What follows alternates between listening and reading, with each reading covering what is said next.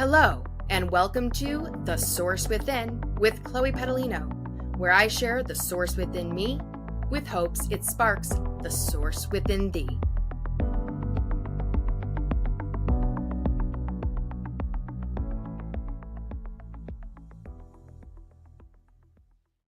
Hello, and welcome to The Source Within with Chloe Pedalino, where I am joined today with Andrea Blythe of Let Love Rise.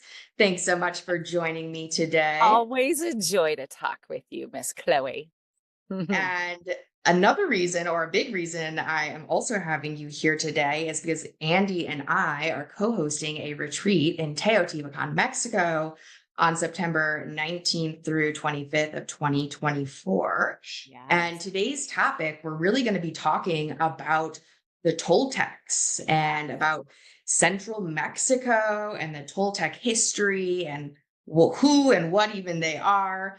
We're going to be talking about some history, some myths about the Toltecs, and also about the Toltec wisdom and the esoteric knowledge of the Toltecs. Yes. So without further ado, why don't we just get into it? Let's dive in. Let's dive in. And by the way, I think we've all heard of Don Miguel Ruiz. Yes, which we'll get to later in the episode. Mm-hmm. He was an introduction to the Toltecs for me. Did you know much about the Toltecs before him and before I did his not. Four Agreements? Yeah, the first time I read it, however many years ago. Yeah, and it stuck with me as like so profoundly simple, and yet it's become one of those books that I read pretty much annually just to remind myself, like, these principles are very simple, and yet there's complexity to our human life and existence. And so, yeah, that's how I was first introduced to the word Toltec and to this lineage of people. And so I'm super thrilled to be going to the heart of the Toltec wisdom, and because I love learning that way, like really immersing myself in it and learning more and just being where this derived from. So where it all came from. It feels very, I'm with you there. There's something that's really powerful about being in the land where people or wisdom, knowledge originated and came from. Yes. There's something really powerful to be able to kind of connect those two things, connect more of the intellectual and that sort of thing with the actual land and place, aligning head to heart, like just bringing it out of the head knowledge and then feeling it, like literally having. And I know that you and I believe so profoundly in, my feet are bare feet in the grass right now, but having our feet on the earth and yeah. Girl, it's gonna be great. It's gonna be great, definitely.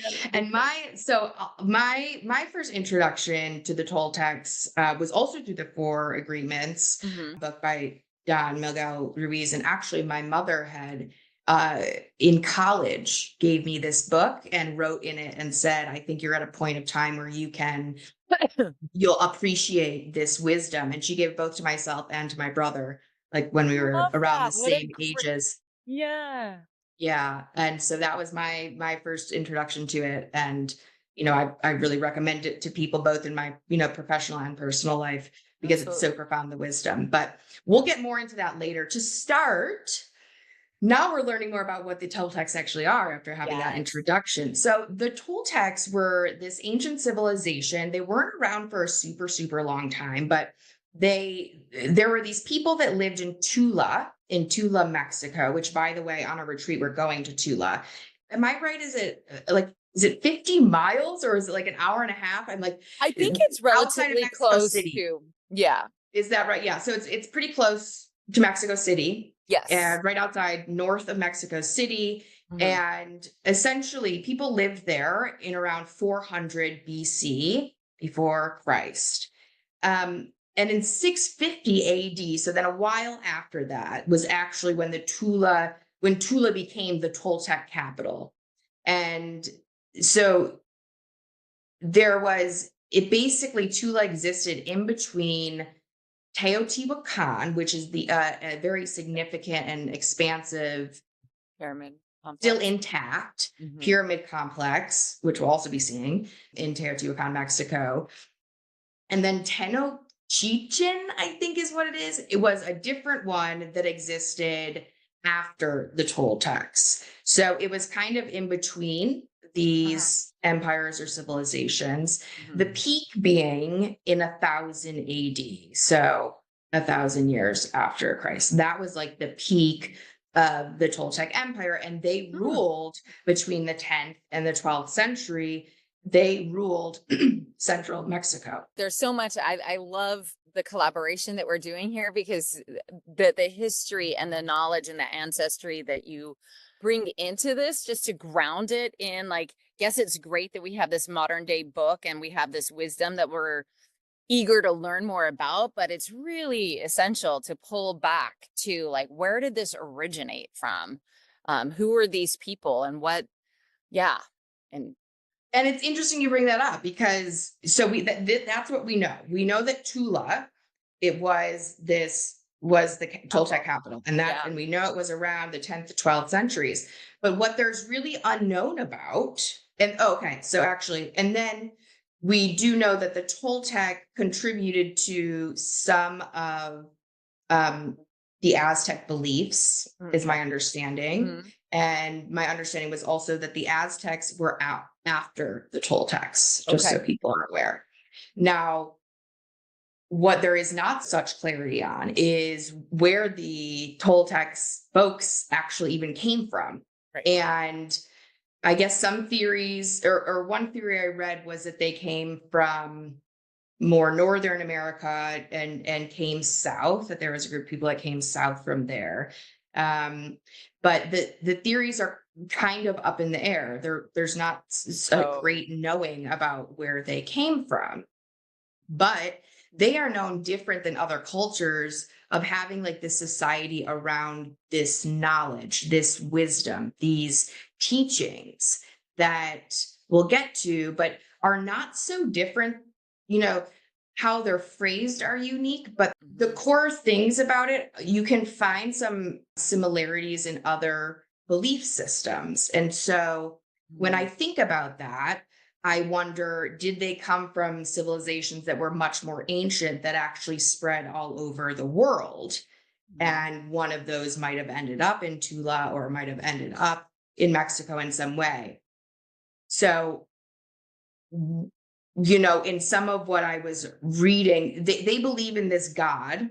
So starting to shift towards the myth stuff, Mythology. they Mhm. believe, yeah, the mythology is that there's a symbol of this serpent Quetzalcoatl.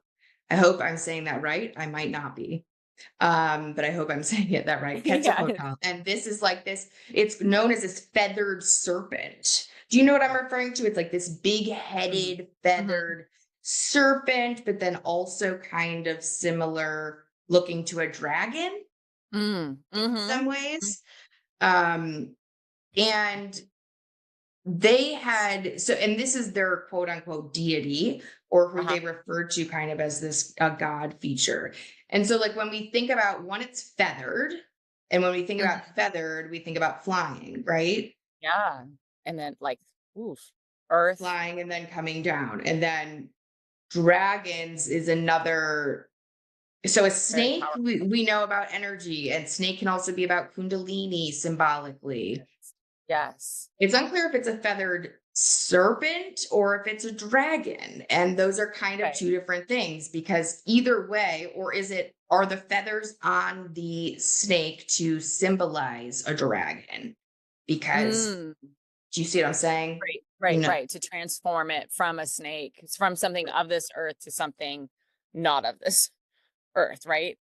That. right, exactly. And and so on a lot of the pyramids at least Teotihuacan that represent Quetzalcoatl, yes, You could of the see, other like. worlds, yes. And so, like, even in India, across the world, how they depicted possibly otherworldly beings were also flying. They didn't look necessarily like dragons, like Mm. Quetzalcoatl, but there was this element of flying. And so, anyways, you're pointing on something. You're hitting the nail on the head, which is, were these quote unquote gods that they're referring to actually off planet beings who were able to descend in some flying manner to Earth and bring information.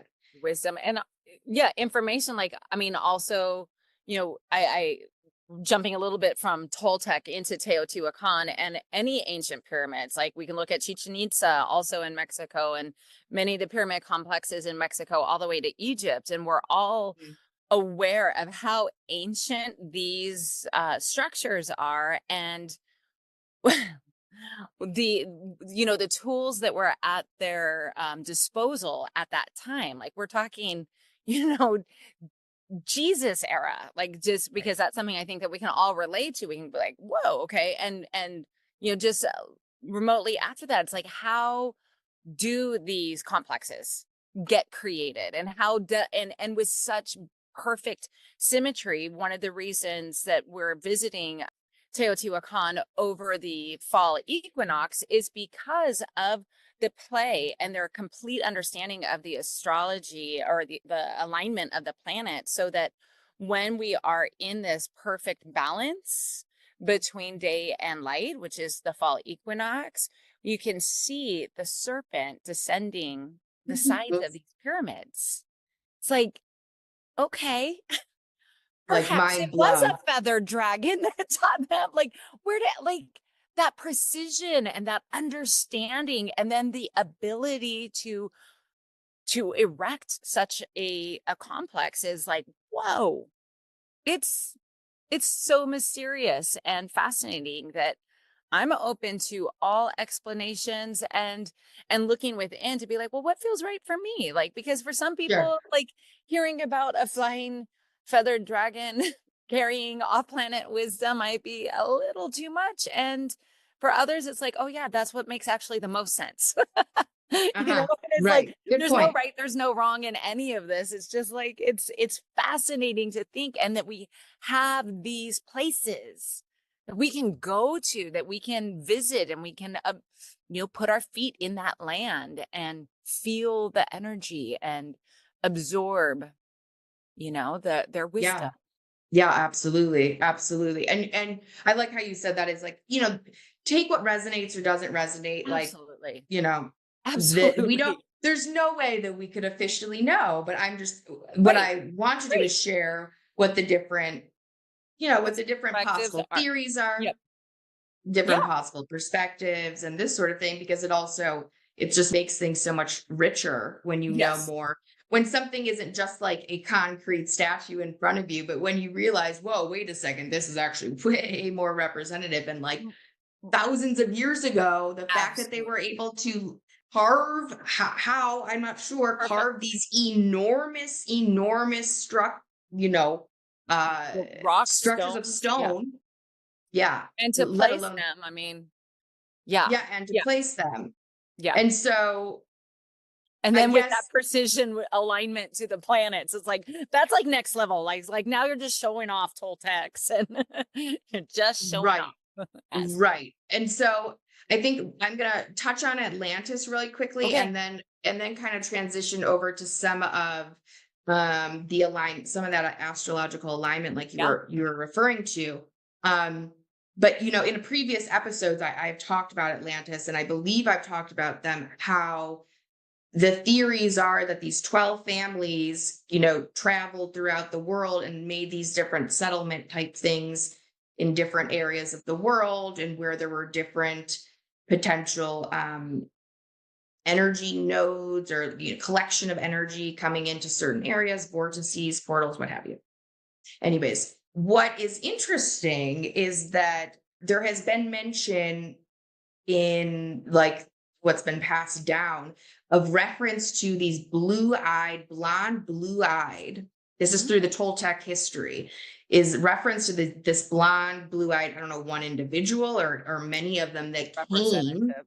to Okay. them and gave them a lot of this wisdom. And it's just interesting. It was blue-eyed and blonde. And it was also like referred to as multiple things: a priest, a king, and a teacher.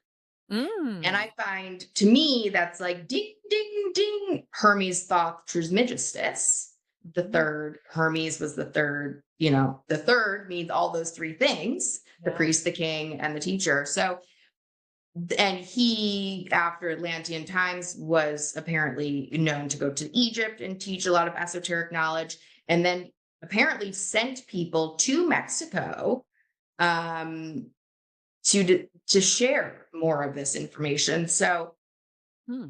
is it in this particular area? I mean, I'm not sure necessarily. There's more east in, I'm blanking on the name at the moment. Anyways, there's more east Yep. in Mexico. Coba, another Oh pyramid yeah. Yeah. Cuba. complex, Mm-hmm. is also quite famous, and so Yep. there's been myths that maybe some Atlanteans came there. Anywho, it's just interesting. I think that's an interesting Totally. factor. Is Hermes thought was Trismegistus involved? Who knows? Was he involved with like teaching them? Perhaps though the alignment stuff, also who knows? Right. Switching now to Teotihuacan complex. Again, this is all in the same area. This is all central Mexico, and it's all Yeah. Yeah. relatively quite Within, close to I each would say other. within hours of a drive of each other, Right. probably. Yeah. Yeah. Right. And definitely Toltec informed, the aspects of Teotihuacan, that's at least as we know, and Aztecs. And what's interesting about the larger pyramid complex, Mm-hmm. Teotihuacan, is that the pyramids there are in the same alignment as they are the Giza pyramids in Egypt, That's amazing. which I'm just going to pause and sit with. The same Yeah. exact alignment, Are the you for same real? distance Wow. between pyramids, the same layout, etc. And it directly aligns with the belt of Orion, the constellation, which is a 1, a 2, and a 3 dot. There's the three again. There is a 3 again. Yes. And The so three. that's pretty amazing. Yeah, I'm like noteworthy. Like, and that's and like you said, like, I'm just gonna pause because I think it is important to just be like, okay, just just ruminate on that. Just chew on that for a second. Just think about that. There's so much. I've always believed that there's no such thing as coincidence. And I believe that, like, just in encounters in everyday life, like serendipitous encounters and things like that. But also, and also in situations like this, like, okay, come on. There's something so much bigger happening. And when we talk about stuff like this, it helps me to remember to just like hold on a little more loosely, like not to take myself so seriously on this planet because there's so like that's mind expansive information to think about, like Right. how, because we see these, we don't necessarily, or perhaps it's me, I shouldn't say we, I haven't necessarily put the two complexes together in that way, not understanding that they had that same layout and design that is a reflection of like, oh, and I just love Orion in the sky. I feel so connected to Orion all the time because I always like there's my guardian, my my watchman in the sky, and that's so cool. So I just want to.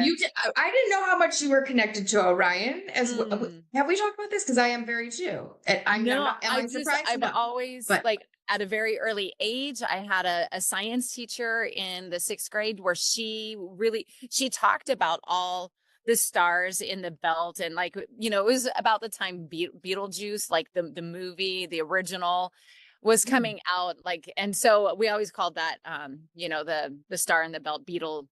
I think it's Beetlegeist, but it was, no, it is in Beetlejuice. Yeah, it's in that system. it is, but we called it Beetlejuice. It's not Beetlejuice, but that's the name of the Sure. star, Sure. and Regal, and so, and why does information like that, like there's a lot of information that we learn over the course of our scholarly years of learning. So this was like in 6th grade that the names, Really.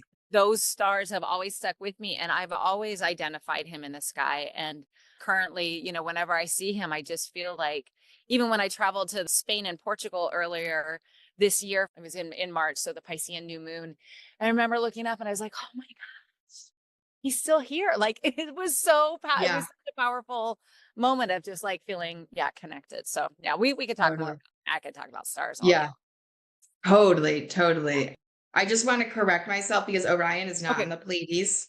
Oh, You okay. just made me remind me of it because it's in the Beetlejuice or whatever Yeah. constellation. So I was wrong. So correct myself on that.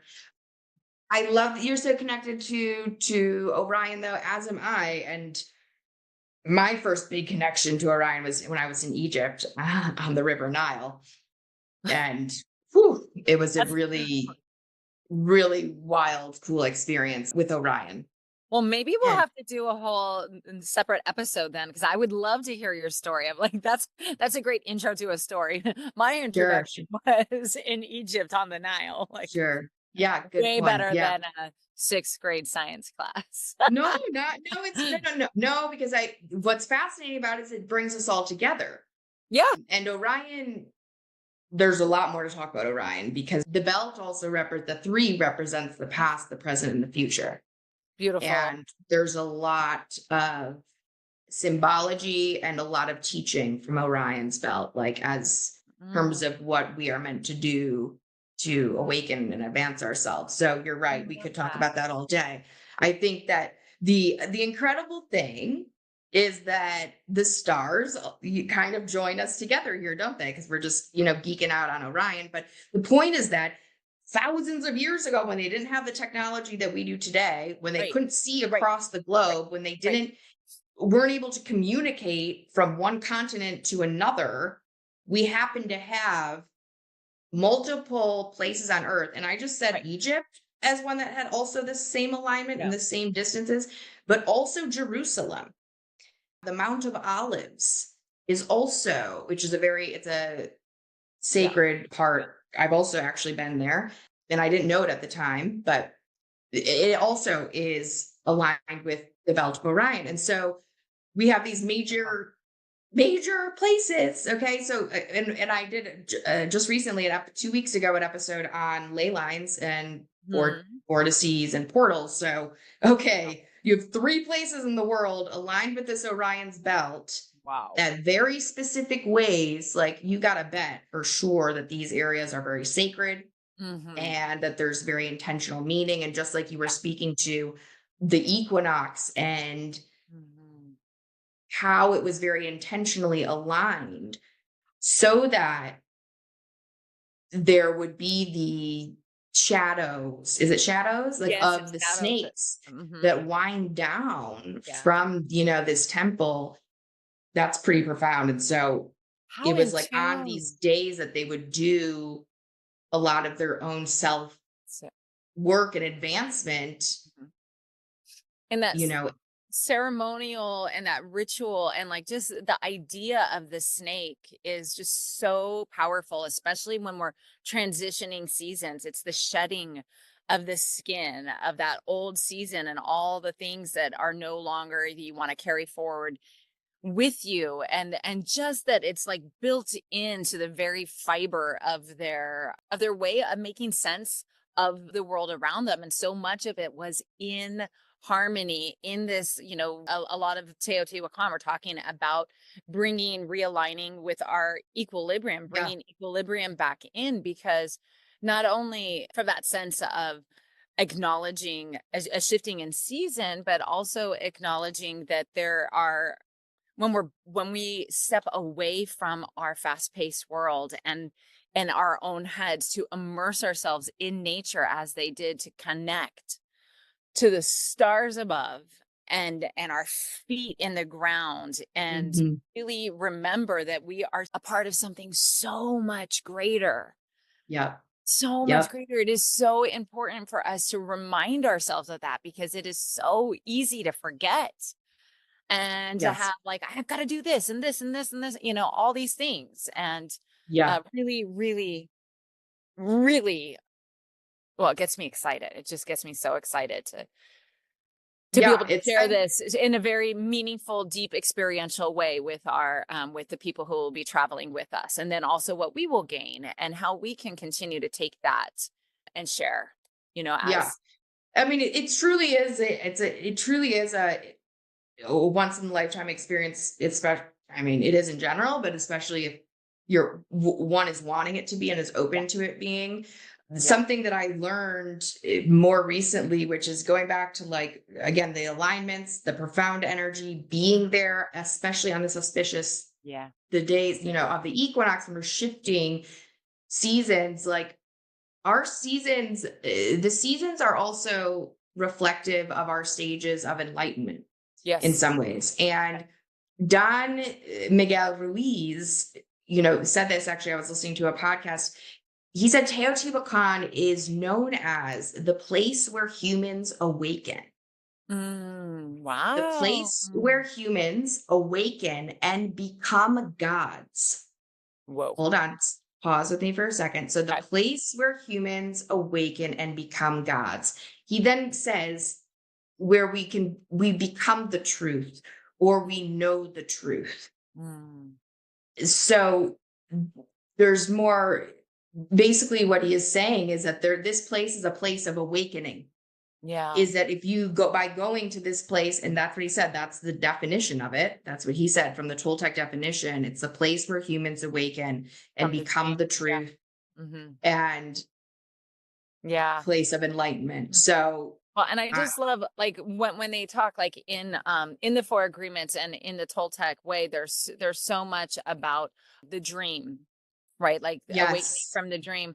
And we are in fact going to the dreaming house where, yes, and it's like we're like it's awakening from the dream, like to come into full like understanding of just our place within all that is, and as we all are connected, but also just awakening to our divine power, our divine masculine, our divine feminine yes, power, with yes, balancing of these energies. Really love. yeah.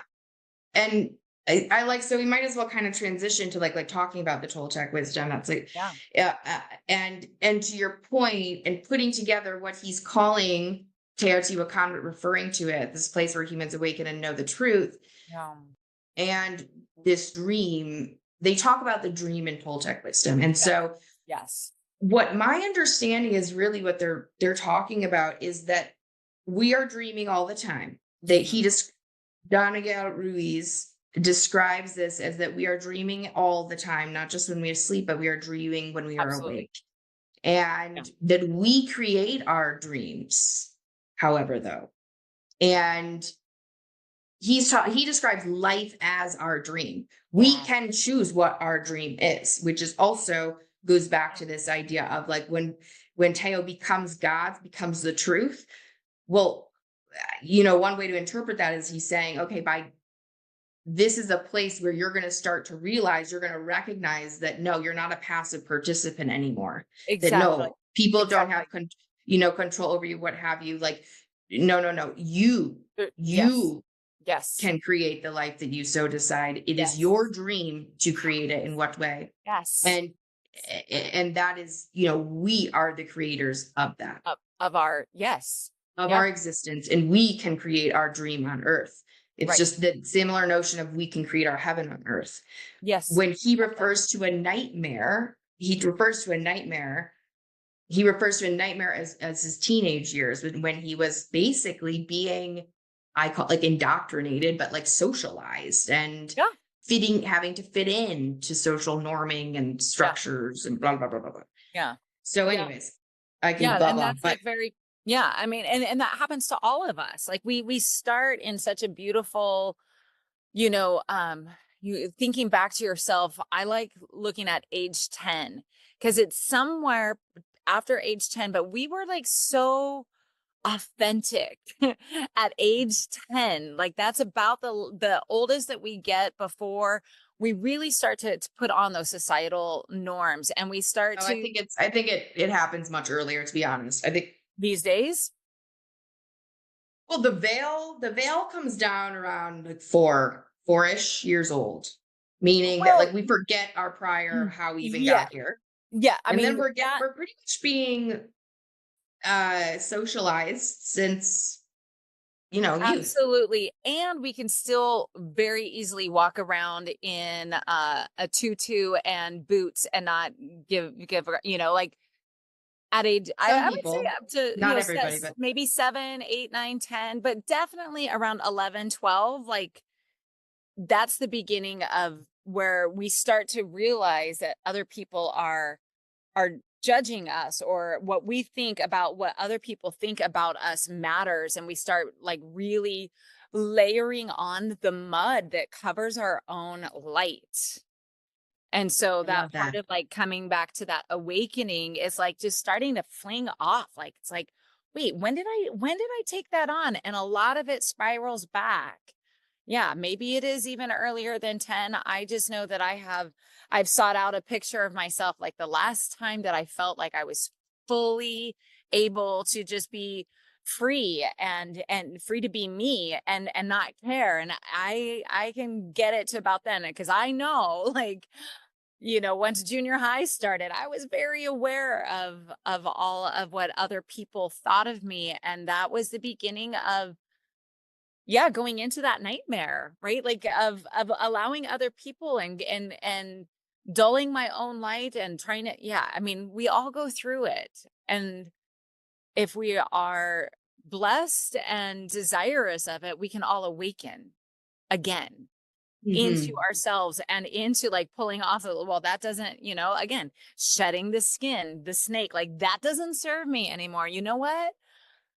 I could say I'm 51 and I love to wear tutus and rainbows, and I can do that, like I'm just like, that's who I am. And I'm not for everybody, and that's okay. I couldn't have Yeah. said that 10 years ago. I couldn't have. I could Hmm. have, but I wouldn't have felt it. So, Hmm. Hmm. so this, yeah, I love that this is a place where if you want to amplify that feeling, if you want to amplify like this awakening, Teotihuacan. Amplify, initiate, start it or amplify it, wherever one is on their kind of journey. It certain, yeah, it's going to enhance that for Yeah. sure, and maybe bring on new experiences as well. So Yeah. yeah, a reconnecting of yeah, who we truly are at a soul level, Yeah.